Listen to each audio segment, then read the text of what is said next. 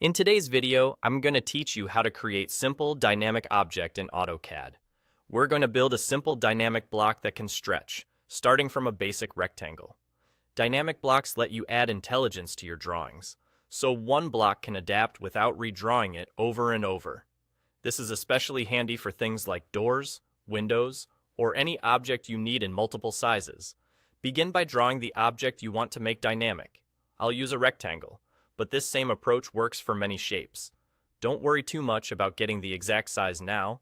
The stretch feature will handle adjustments later.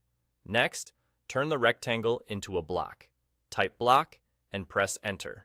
This opens the block definition dialog. Give the block a clear name so you can find it later.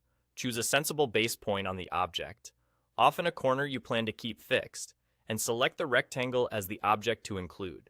Confirm to create the block. Now, double-click the new block to open the block editor. You'll see a dedicated toolbar for editing blocks.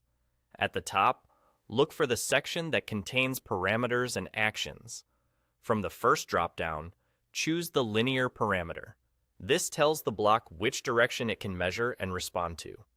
Place the linear parameter along the direction you want the object to stretch. Click once for the start point and again for the end point.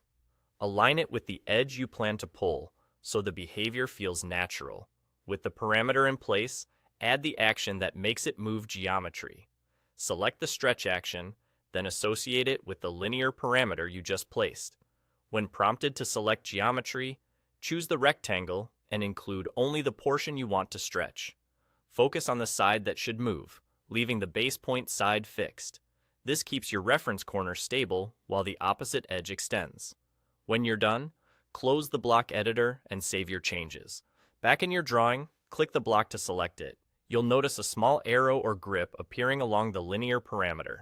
Drag that grip, and you'll see the object stretch cleanly in the direction you defined.